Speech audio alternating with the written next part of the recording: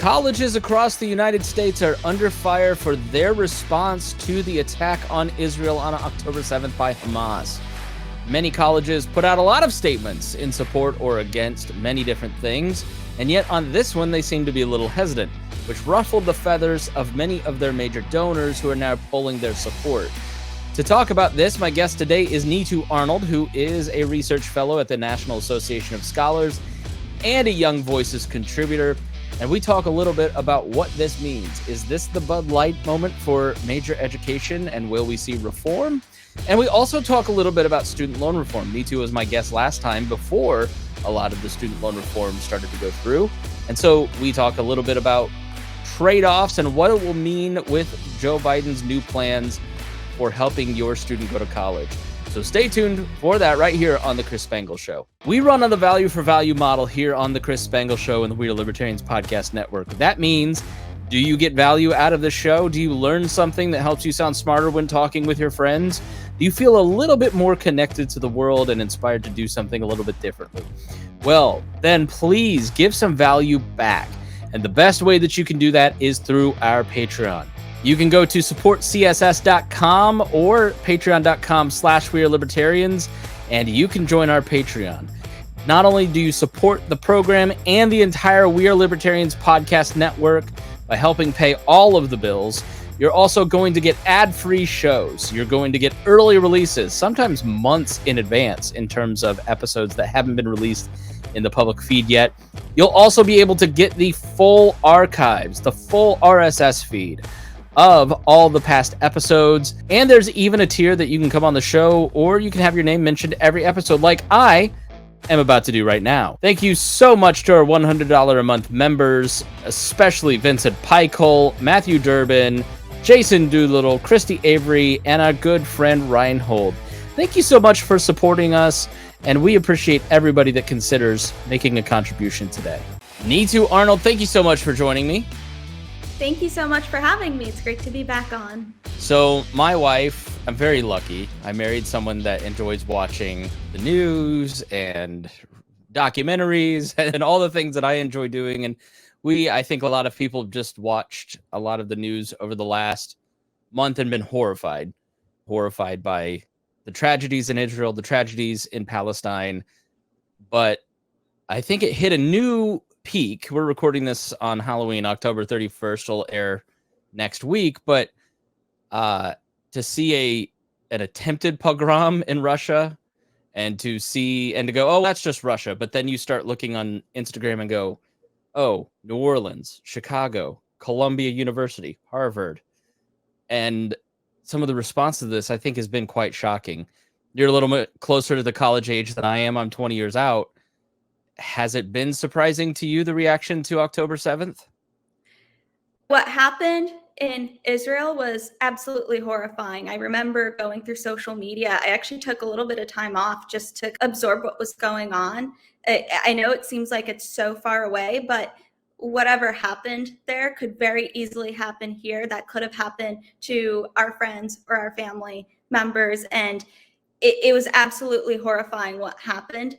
And I wasn't too shocked by necessarily the reaction by campus student groups. This is something that I even saw on my own campus at Cornell, and I talked a little bit about that in my National Review article that I know we're discussing. But I was more shocked by the university's response.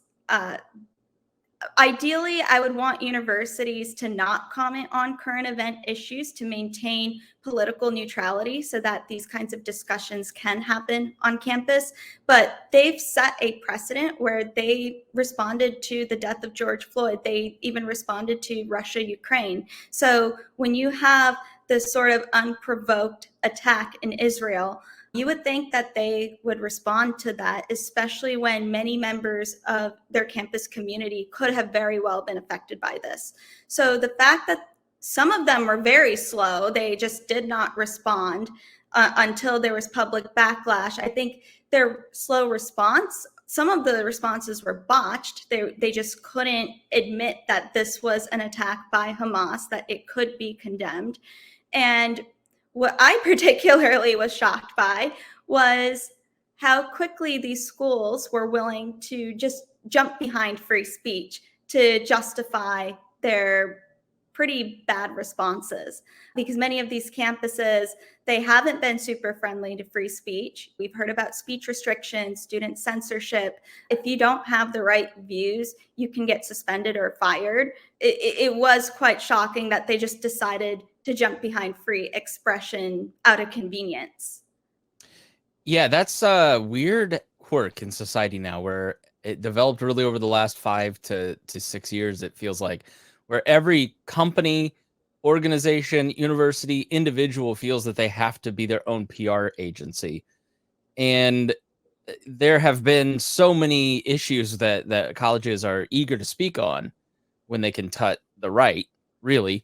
But when it comes to issues that are horrible on their own side, or people that they may be aligned with, or people that I'm not, I don't, let me clean that up. Hamas is Hamas. Palestinians are Palestinians. People who feel a certain way about Palestinians and their treatment are a different group than people who support Hamas. And I think it's very easy for that to get confused. Sure. So is that the hesitancy? Is that the feeling that if we speak out and say Israel is bad, or Israel, what happened to Israel is a tragedy, that somehow we're implicitly saying that we agree? I don't. What is the hesitancy? Has anybody really found out what was the hesitancy to speak out? So I think they've been weighing a lot of different issues on this particular issue. I think if they say we condemn Hamas's attacks, there are going to be people on campus, particularly the extreme left-wing bloc that also supports Palestinian rights, as they would say. And some of them are even chanting to the river, to the sea, Palestine be free, something like that. And they think that if they show some kind of sympathy of what happened in Israel, that somehow that they are taking Israel's side here, which I think is a little bit disturbing. That's the sort of conclusion that we're getting from all of this, instead of simply this horrific attack happened. The way in which it happened was also just horrifying. Random concert goers who had nothing to do with Hamas, like they were targets. And it should be very simple to condemn terrorism. That should be a simple concept. And so I think some of it may have come from the fact that this can be a sensitive issue and they didn't know what to do. It's very possible that there are people, some members of the administration, maybe they side more with Palestine than Israel, so they're more anti-Israel. But I think this had more to do with just not wanting to upset students on campus. And I think they're more afraid from a left-wing backlash than those either from the right or from the pro-Israel side. How much of it, now I know you work in the educational field, and we had originally booked to talk about student loans, and maybe Right. we'll get to talk about that if we have enough of your time. How much of it is the generational cliff that is heading for colleges, where there aren't going to be enough students because there aren't enough kids, and so they're just trying to save every dollar, save every student, not lose students? How much of it is economic in the fact that the majority of college educated people are now left leaning, and anything that's perceived, it's less ideological, it's less courageous, it's less about making a stand, and really it's about economic protection versus what's moral or not? I think that's an interesting question. I would want to give more thought to it, but my immediate reaction right now is just based on what I've been seeing. The reaction seemed more emotional, not out of concern for the economic concerns. If there was any economic concerns here, it was the way the university started to respond on this issue, because there was donor pressure. So I think that pressure is coming more from the other side, not so much from the student reaction. Yeah, so let's talk about that. So let's just pick a specific school. Let's pick Harvard, which is the one that everybody's talking about. What was Harvard's reaction to October 7th? And then what was the donor reaction to their reaction? Yeah, so there are two schools here, and I think the one that's getting a lot more attention is actually the University of Pennsylvania. But Harvard, there are a couple of issues happening there. They took a long time to respond, so that's issue one. there were several student groups on campus that issued a statement that was essentially justifying the attacks, or at least diminishing the response. It was a lot of, it's blowback. If you treat people a certain way, Right. then you get what you deserve. And that was the immediate response. One thing that's bothered me about, you'll hear, we need to provide context on this issue. I'm normally fine with providing context, providing background on why there might be a conflict. But if that's your first reaction to something like this happening, it's usually meant to diminish and perhaps justify. So then there's that reaction. There were some donors that simply said, okay, we don't want to hire any of these students who signed these statements. So that there was backlash from that perspective. I believe the Wexner Foundation pulled their funds outright. There were some people who were sitting on boards, I think, for the Harvard Kennedy School, who also pulled out. They were not happy with Harvard's response. I mentioned the University of Pennsylvania earlier because there's actually been a much larger donor backlash from the University of Pennsylvania. Many of these people were associated with the Wharton School, which is the well-known business school at Penn, and they were not happy for a variety of reasons. There was a Palestinian literature conference or festival earlier this month, and there were apparently anti-Semitic remarks, which the donors were not happy about. And they felt like the university had not addressed that situation adequately. And then when this situation occurs, the attacks, the university did not give they didn't give an adequate response. And so the donors essentially said, we've had enough and we're pulling out. Yes, I think this brings up a couple different principles, right? What's the line between speech, right, and what's the line between free speech and encouraging hate, which I think is something we've dealt with for the last decade in a different way than a lot of generations in human history have. And at what point does this become cancel culture, right? Like, hey, you said something I don't like, I'm going to take my endowment back or take my donation back. And is cancel culture just complete nonsense that is made up to motivate votes? But that could be a whole other discussion. But I think that's an important piece of this, right? Is what's the line between free speech? Because I look at it and go, all right, have a free Palestine poetry festival, but also your words have consequences. And when something like this happens, then people might hold you accountable for that free speech. That's an interesting point to bring up here. And I think what's frustrating about this whole conversation is that this whole situation is that the universities have pretty much picked and chosen when they apply free speech. And so there isn't a consistent standard. So it seems like sometimes the universities will support free speech when it is beneficial and convenient to them. And then other times they will go, if somebody gets canceled for saying a view they didn't like, they're not going to do anything.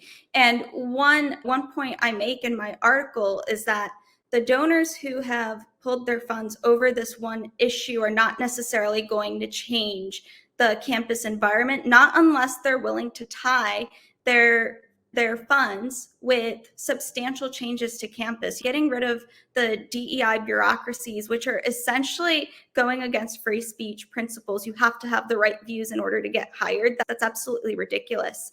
And that's where I think donors can use the power of their purse to ensure that the campus environment is free for all views. And I think if we allowed free speech, like to its fullest, then we could have a healthier conversation on this, and it wouldn't appear as if the university is picking and choosing winners.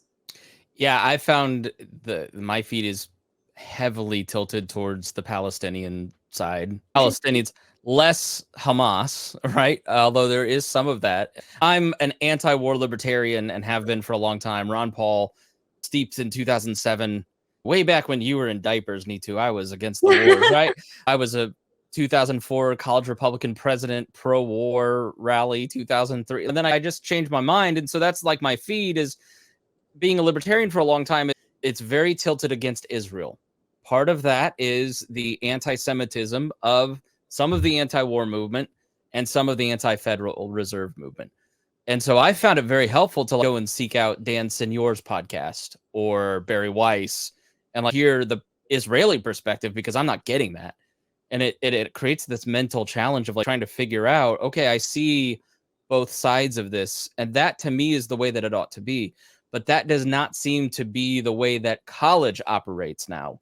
It does not seem to be a free-flowing back and forth where IUPUI in 2004 let me show Fahrenheit 9/11 by Michael Moore and Fahrenheit 9/11, which was the anti-Michael Moore documentary, and people came to the university theater to watch it because they didn't want to pay Michael Moore or the other side, right? So is DEI a main contributor to that? I had a friend who wanted to apply to a college, looked at the application process and said, there's just no way I'll ever get in. He just didn't even bother with it because he knew that just wasn't going to be an avenue for him. Is the hiring process specifically tilted to an ideological bias? Yes, the principles of diversity, equity, and inclusion, it sounds innocent, it sounds nice, but what it's really turned into is the sort of political litmus test where you have to espouse progressive viewpoints, the oppressor versus oppressed lens, especially on the Israel-Palestinian issue. Israel is the oppressor, Palestinians are oppressed. And this is something that you'll even see in the courses talking about this. This is something that I looked into for the National Association of Scholars. I did a deep dive on Middle East studies departments in the country, and some of these departments are receiving federal funds. The purpose is for building our national security apparatus, making sure that it's strong. We have people who know foreign languages, who know those cultures pretty accurately, but this is what they're resorting to. They're inculcating some of these lenses into the way we view some real issues. And I think that's why when we look at the discourse on this online or in person, it's quite distorted. It's quite hostile, I would say. There really is not a fairness in how this is being discussed. And I think the DEI ideology here is affecting that. You brought up your friend who felt like they really couldn't apply. They thought that their identity that would be a 50-something white libertarian just looked at the college and said, there's just no way. Right. And I think the fact that you even have to worry that the way you look, your identity would affect how you would do in college for academics, I think that's absolutely ridiculous. Yeah, on the other hand, I believe in diversity. I believe that we need to have diverse thought, diversity of all kinds, right? So if donors start to look at colleges and say DEI is the problem, it's creating litmus tests as opposed to diversity, equity, and inclusion, is there a better model of diversity and inclusiveness that could be used to make sure that different voices are represented? How do we take those principles while tossing out some of the more extreme elements? I think there's a misconception on diversity. Just because people look different, so we have different races, different ethnicities, we assume that people will think differently, and that's not necessarily the case. You can have people of the same race, they look the same, and they could have differing views. So I think if we actually allowed diversity of thought, we could be having these more thoughtful discussions. I would think that if that's a value, we have diversity of thought, then I don't know, the people I've seen who tend to value diversity of thought, they tend to be more thoughtful people in general, and they're more tolerant. And that, I think, is part of inclusion. We should be including different voices, but I don't think that should be a mandate. I think these kinds of ideals will naturally come, but it has to be with diversity of thought. If we're canceling people because they have different thoughts, and I don't really see that as a thoughtful or inclusive policy. Yeah, I think you nailed the Marxian view of this. Oppressors and oppressed. Colonialism seems to be a huge part of this. Decolonization. I watched one TikTok of this woman talking about, what did you think decolonization looked like? I'm like, if it is putting babies in an oven while the mother is raped next to the oven as her baby dies, then I'm not for decolonization. You had me and up until October 7th, And now you look at it, and I heard one commentator say that this was the month that wokeness died. That's the first time I've ever said that. That's the first time I've ever said that word on the show, because I think it's a ridiculous word. But overused at this point. I do think there are a lot of people who are left-leaning looking at this going, okay, if this is where the college campuses are, from the river to the sea, and this is what decolonization looks like, and this is how Americans are thinking, how professors are thinking, I'm rethinking all of these views, almost like I had an epiphany on January 6th going, oh, all right, what's my libertarianism contributing to? Because it has real consequences, right? I think people who are more left-leaning are going, is this the week that my view of decolonization changed? Because that's not what I'm for. What have you seen out there along those lines? I've seen similar things to what you've just mentioned. When decolonization essentially means killing your oppressor through any means necessary, I think a lot of people have found the response by various groups, and especially universities, as clarifying. It shouldn't be hard to condemn terrorism. Again, it shouldn't be that hard. And the fact that they struggled with that, but they didn't struggle with other kinds of statements, this is all a horrible situation, but this is light that people are waking up. They are paying more attention, but it's important that they are re-examining many of their other views, many of the other things that they thought they believed, and maybe they won't anymore, or at least it needs to be challenged and refined. But I think that's a bright spot in all of this. I saw today that Bud Light is coming up with $1 billion to do stock buybacks. The single can that they printed for Dylan Mulvaney has cost them billions of dollars, 24% of their market share. And I think that was a significant moment for brands in thinking about, do we have to make these statements to make everyone happy? Because we're not making anybody happy, and it's costing us money. And that's our job as a company, is to make money. Is this kind of a Bud Light moment for donors at universities where they start to really look at where their money's going in a much more serious way and start to demand changes? Or do you think that the moment will pass and the news cycle go on to something else? I think it depends, again, on how they're conditioning their funds, what they're telling their universities when they're thinking of pulling their funds. If they're just pressuring the university to get one statement right, even though this is an important statement, but if they're just doing that and they're not even asking the universities to become more politically neutral, to actually examine the problems on campus, then unfortunately, I do see this is a big moment that happens, and then a couple of weeks will go by, and this will just be another moment in history, and that's that. So again, I think it's so important that donors are willing to look very closely at the university, even if they haven't made a decision right now. Maybe they are quietly looking at the other practices, but again, I think money talks here, and they have a lot more power than they may realize. It might seem harsh pulling funds, but the way I look at this is, if you really love your institution, you want other students to have the experiences that you had, then you have to recognize that these campuses are not the same that the experiences you've had. It's much worse, and it needs to be fixed. And I think the donors have a lot of power to curb back some of the more toxic elements we're seeing on campus. Okay, before we shift gears to student loans, is there anything that you want to add to this particular topic that I forgot to ask you? No, I think we covered quite a bit, and I'm quite pleased with this conversation. I think we got through a lot of the important points. And again, I really hope that the donors are looking at this more seriously, that they're willing to tie their donations and their funds to substantial campus reform. It's always nice to hear a guest say they're pleased with a conversation with me. It's just so rare. Neetu. Thank you very much. So let's talk student loans, because again, I'm a very selfish, self-centered individual. So I filter everything through how I experience the world. I don't think I'm unique, but that's just how it is. And I have a very dear friend, who had their student loans forgiven. I've seen a few people online who had loans that were older than 20 years get forgiven. they didn't sign up for anything. The loans just got forgiven. So what is happening out there in the world of student loan forgiveness that I think when we last spoke a long time ago, we talked about the proposal, right? But now it's rolling out. So what has been happening in student loan forgiveness? Give us the 10,000-foot view here.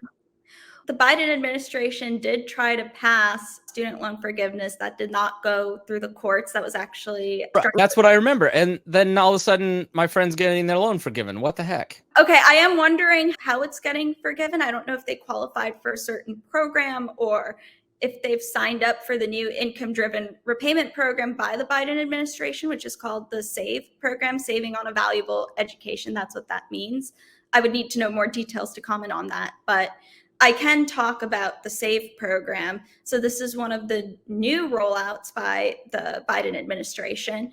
It's actually going to be it could be more costly than even debt forgiveness. It's expected to cost $550 billion over 10 years. And really what this program is going to do, it's another kind of income-driven repayment program. So those kind of payments or those kind of programs consider your income to determine how much you're paying per month, and your income increases or decreases, your payments can accordingly change. The idea behind these kinds of programs is to make it easier for people who aren't making as much money to repay their loans.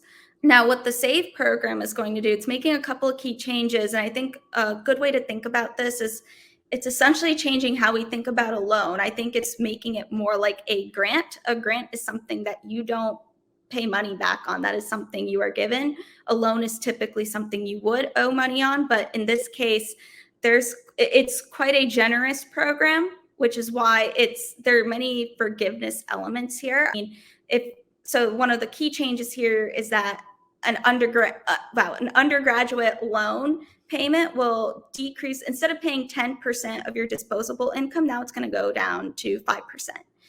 It's going to expand the number of borrowers who have to make $0 in monthly payments. And that $0 in a monthly payment will count as one payment towards your forgiveness. You have to make a certain number of payments over a certain number of years to receive that forgiveness. So again, there will be more borrowers who will simply not be paying anything per month. The interest will not accumulate on these loans. And if you have a lower balance, your loans would be forgiven faster instead of the typical 20-25 year period. It almost sounds like the PPP loans where you sign up, you got your money, and then you check a box and go, yeah, I used it correctly. And they go, okay, forgiven. It sounds too good to be true almost. No, it's quite similar. And again, this is a very generous program. And maybe in the short term, this is clearly a benefit for the borrowers. But I think whenever we think about a policy change, it needs to consider various actors, not just one group of people. And given that a lot of people are not very happy with colleges, they're not, a lot of people do not support the idea that you need to have a college degree in order to be successful in the career place or in the workplace. We have to ask if these costs are actually worth it. Is it worth keeping the higher education industrial complex afloat? Or how are we going to have changes? How are we going to make major changes if we're just going to continue to have these kinds of subsidies? Yeah, I think before we go to trade-offs, because I think that's a hugely important point, because just because you've changed the loan system, it doesn't mean you changed the system. Mm-hmm. I want to present to you some devil advocate questions. All right. So let's go back to my friend. So this person says, look, I took these loans out 20 years ago and the loans just kept getting sold and sold. And then you wouldn't find out where they were. So you couldn't pay them down. And the system was created by Congress and they screwed all of this up. So why shouldn't I have my loans forgiven? When Congress is the one that made this system, Congress is the one that messed this up. Congress is the one that made my interest balloon these loans nearly 3 times. Why shouldn't I get forgiveness? Yeah, again, I would need to know more details about what specifically happened with your friend, what kind of major job he's in now, especially to justify these kinds of loans. I will say this, I would like to see these kinds of loans be forgiven through bankruptcy, that be an option. I think that was a mistake that Congress made, that this could not be forgiven, just like any other loan. But I think we shouldn't stop, like, I don't think forgiveness is right, because now you're expecting other people who never had to take out that loan, you're expecting them to repay it. And that's also not fair to them. I would be open to loan forgiveness only if we are tying it with substantial reforms to the student lending system. Essentially, we wouldn't keep the system going as it is. We would cut it off. We would try to find out why these problems are even occurring, what's driving these issues, and make sure that it doesn't happen again, especially for future borrowers. But we're introducing a lot of risk, and it's a slippery slope when we're just forgiving loans here, because then we're going to open up the conversation to, okay, let's forgive loans on mortgages or on houses. Let's forgive loans for your credit card debt. And we don't necessarily allow that there too. But I think this has to be fixed. Which is a devil's advocate question I'm not going to ask you, because the answer is monetary collapse. But if people are getting PPP, if Ukraine's getting $100 billion, we're giving millions of dollars to Taiwan, why can't I have $250,000? Come on. I think the difference with the PPP loans is that that's an economic system. If our businesses are failing, then everybody else suffers. Whereas if you have the student loan, and this might sound a little insensitive, but it's affecting you, like personally you. It's not going to cause an economic collapse. So I think that's the big difference here. So if Congress does not, so what is the problem with just like wiping this out and making it a stimulus package, right? Like Congress and the federal government will back these loans.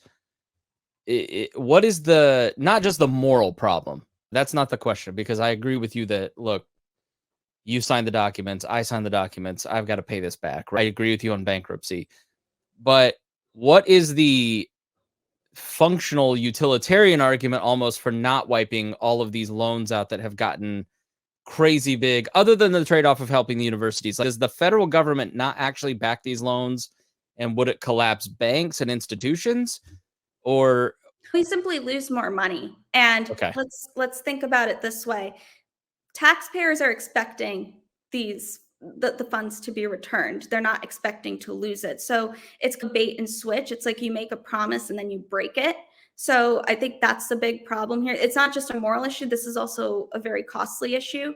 I think there's some people might say, well, the government actually benefits from issuing these loans. They're profiting off of it. That's not true.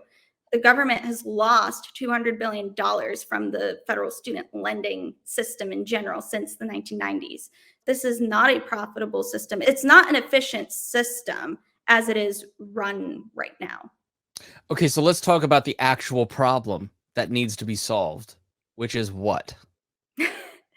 I would say first, we need to make sure that when we are lending student loans, we want to make sure that it's going to those who would not only they're making the most use of it, but they're actually able to repay their loans. And that's why I do think I've been advocating for this for a while, but we really need to tie student loan lending, to the economic returns of a degree and academic ability here.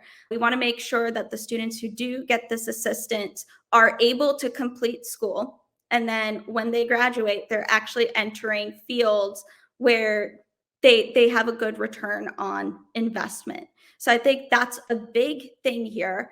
Right now, the SAFE program particularly introduces a lot of perverse incentives for a variety of groups here. It's a safety net for low-paying fields.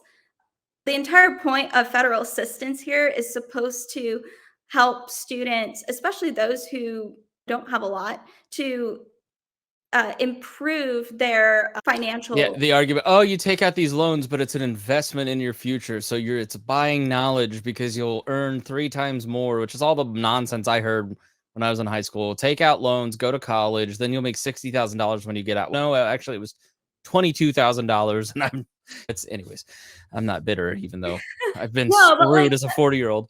By the economy. But like the perverse incentive here is that it's a safety net for these programs. And really, when we have federal funds involved in here, we want to make sure that students are in better financial positions than they were previously. So that's perverse incentive number one. Colleges are off the hook here. They are not held accountable at all. In fact, the fact that these subsidies exist, it's okay, we can increase our costs because we know that students can simply turn to the federal government. They're off the hook here. And again, it's shifting costs to people who did not make these decisions. It's very possible many Americans have taken out their own loans and they repaid them, and now they're responsible for somebody else's loans. So again, this isn't holding the right parties accountable. All right, Neetu, you're one of my favorite Young Voices contributors. You, James Chernowski, you're all up there. I just appreciate when you're on so much. You're a fountain of knowledge. Shameless self-promotion time. Where can we continue to learn from you? Absolutely. And I really enjoy coming on your show. It's always a pleasure. You can follow me on X, not Twitter, X. No, on this show, it's Twitter. It's on Twitter? Okay. Yeah, okay. Well, you can follow me there at Netu_Arnold. And to follow the work that I'm doing, you can visit the National Association of Scholars website, NIS.org. All right. Thanks so much, Neetu. Appreciate it. Thank you. And thank you for listening. We really appreciate your time. If you got something out of this, please share it. We thank you so much. Thanks for listening. And thank you for listening, listener. We really do appreciate your time, and we look forward to seeing you again here on The Chris Spangle Show.